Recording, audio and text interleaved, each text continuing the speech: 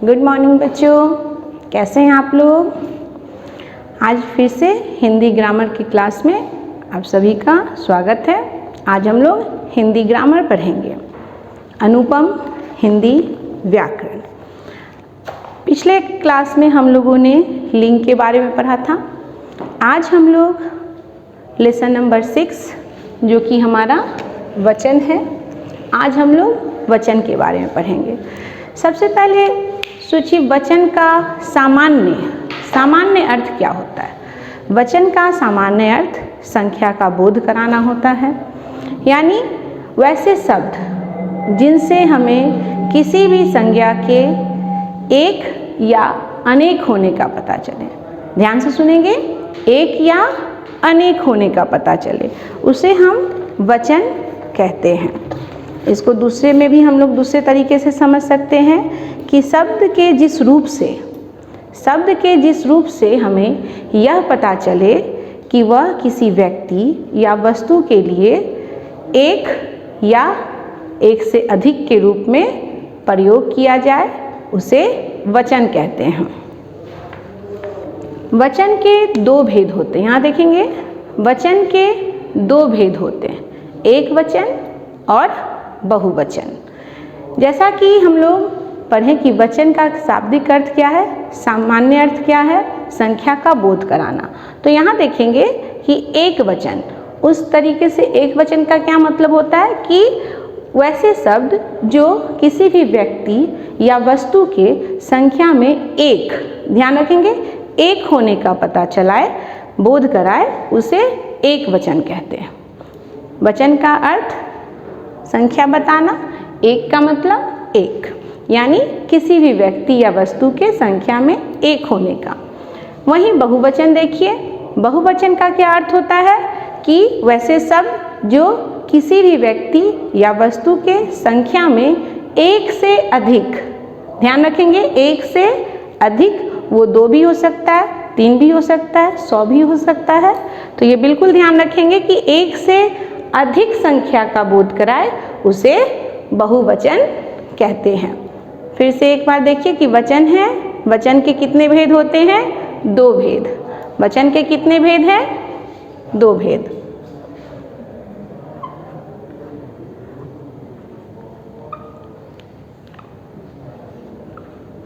वचन के 2 भेद हैं।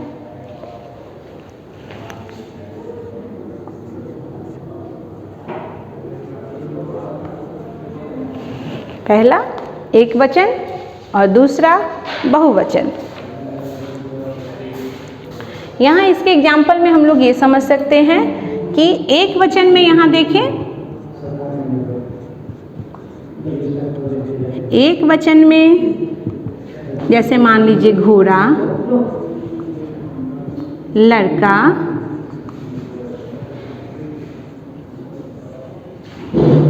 आदि।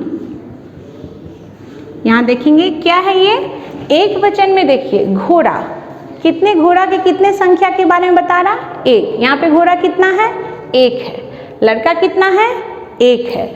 वहीं देखिए इसी एग्जाम्पल से हम लोग बहुवचन को समझेंगे ताकि हम लोग को समझने में आसानी हो।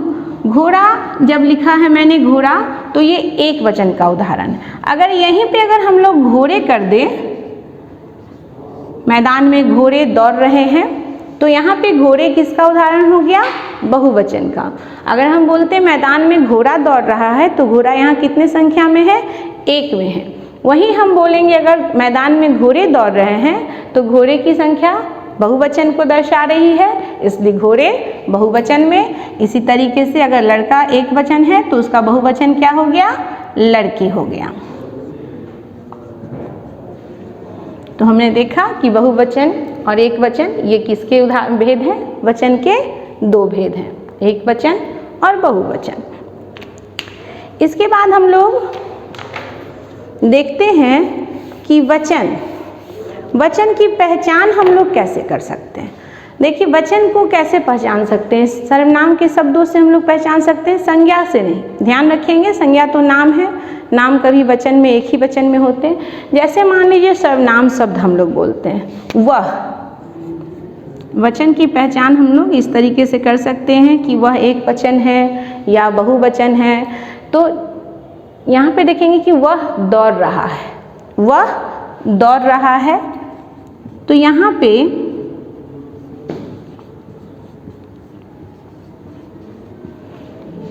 वह जो है कितने संख्या के लिए दिख रहा है, यहाँ पे हम देख रहे हैं कि यहाँ पे यह एक की संख्या को प्रदर्शित कर रहा है, दिखा रहा है। वहीं पे अगर हम लोग लिखें कि वे दौड़ रहे हैं, तो यहाँ पे वह से वे हो गया। यहाँ ये वह और वे सर्वनाम शब्द है, तो सर्वनाम शब्दों से हम लोग वचन की पहचान कर सकते हैं कि वह एक वचन में है या बहुवचन में। वह एक वचन के लिए और वह का बहुवचन वे।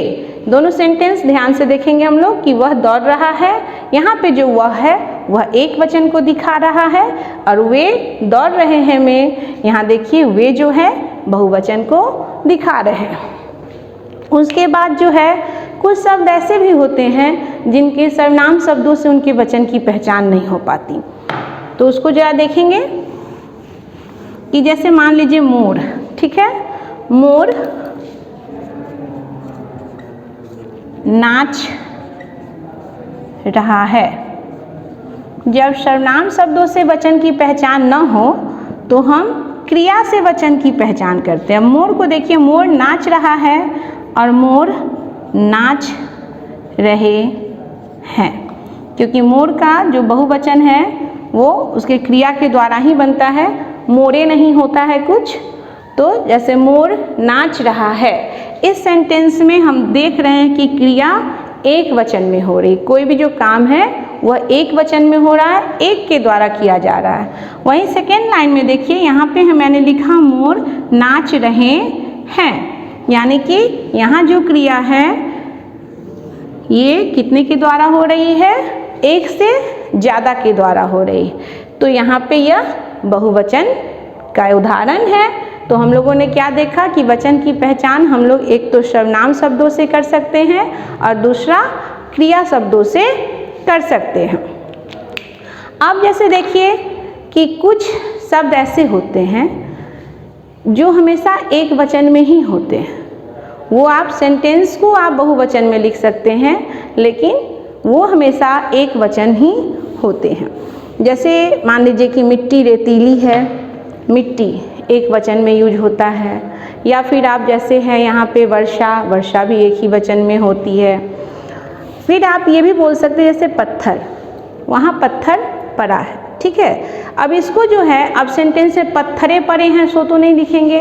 कुछ वर्ड ऐसे होते हैं जिनको सेंटेंस के द्वारा वाक्य बना के एक वचन या बहुवचन में दिखाया जाता है। जैसे हम बोलें कि वहाँ पत्थर पड़ा है, एक वचन में है। अब पत्थरे पड़े हैं सो तो नहीं बोलेंगे, तो क्या बोलेंगे कि वहाँ पे पत्थर पड़े हैं। तो ये पड़ा और पड़े, ये दो शब्द से हम उसके एक वचन और बहुवचन को दिखा सकते हैं। अब हम लोग देखिए कि कुछ शब्द ऐसे होते हैं, कुछ शब्द ऐसे होते हैं जो हमेशा बहुवचन में ही प्रयोग किए जाते हैं। जैसे लोग, दर्शन, प्राण, आंसू, बाल आदि। इन शब्दों को हम हमेशा बहुवचन के रूप में ही प्रयोग करते हैं। इस चैप्टर में सबसे एक इम्पॉर्टेंट चीज़ ये भी पढ़ना है हम लोग को कि कभी कभी हम लोग देखते हैं कि एक वचन के जगह पे बहुवचन का प्रयोग होता है। जैसे कि हम अगर बोलें कि पिताजी, ठीक है, मेरे पिताजी बाजार जा रहा है, क्या ये सही सेंटेंस है? नहीं। लेकिन जरा सोचिए, पिताजी कितने वचन में? एक वचन में है। और मैंने क्या सेंटेंस बोला? पिताजी बाजार जा रहा है, क्या ये सही है? Is it right? नहीं। तो यहाँ पे हम लोग कौन सा सेंटेंस बोलते हैं कि पिताजी बाजार जा रहे हैं। सेकेंड एग्जाम्पल इसी तरीके से समझिए कि महात्मा गांधी बहुत अच्छे व्यक्ति थे, बहुत महान व्यक्ति थे। अब महात्मा गांधी कितने वचन में है? एक वचन में। लेकिन हम लोग क्या बोल रहे हैं कि महात्मा गांधी बहुत महान व्यक्ति थे। क्यों थे, क्यों था, क्यों नहीं, ये समझने की बात है। यहाँ पे हम लोग यही देखेंगे कि आदर देने के लिए, सम्मान देने के लिए बहुवचन की जगह पे एक वचन का प्रयोग किया जाता है। जैसे कि जो हमसे बड़े हैं, जो आदरणीय हैं, वो भले एक वचन में हैं, लेकिन उनको सम्मान देने के लिए, आदर देने के लिए हम लोग क्या करते हैं कि एक वचन की जगह पे बहुवचन का प्रयोग करते हैं। ये बहुत इम्पोर्टेंट है। अभी तक आप लोग बोलते थे कि पिताजी बाजार जा रहे हैं, ऐसा सुनते थे, बोलते थे। अब ये समझेंगे कि क्यों बोलते थे, क्योंकि बड़ों को सम्मान देने के लिए हम क्या करते हैं, एक वचन की जगह पे बहुवचन का प्रयोग करते हैं।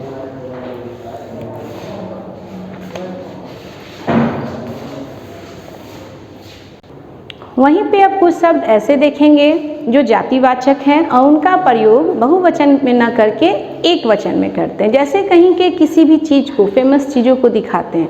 जैसे मान लीजिए कि नागपुर का संतरा बहुत ही फेमस होता है, वहाँ का संतरा, तो नागपुर के संतरे बहुत प्रसिद्ध हैं, न बोल के हम लोग बोलेंगे कि नागपुर का संतरा बहुत प्रसिद्ध है। ये दो बातें हमेशा ध्यान रखेंगे कि एक वचन का बहुवचन के जगह पे एक वचन का प्रयोग कहाँ करते हैं, और आदर देने के लिए, सम्मान देने के लिए हम लोग क्या करते हैं, एक वचन की जगह पे बहुवचन का प्रयोग करते हैं।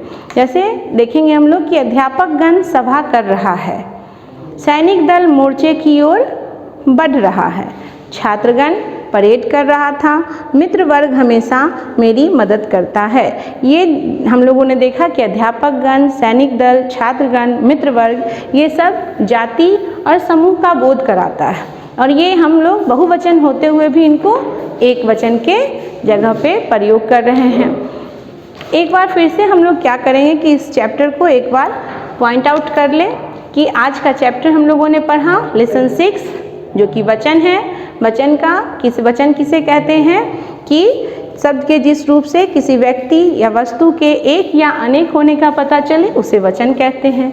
वचन के दो भेद हैं, एक वचन, बहुवचन। एक वचन में हमें एक की संख्या का पता चलता है और बहुवचन में हमें एक से अधिक की संख्या का पता चलता है। फिर हम लोग यहाँ पे देखें कि एक वचन के जगह पे बहुवचन का प्रयोग कब करते हैं और बहुवचन के जगह पे एक वचन का प्रयोग कब करते हैं। इस चैप्टर को अच्छे से फिर से एक बार रीडिंग करेंगे और इसके जो भी पॉइंट मैंने बताए हैं उसको याद करेंगे, समझेंगे। फिर हम लोग नेक्स्ट क्लास में मिलेंगे। Bye bye.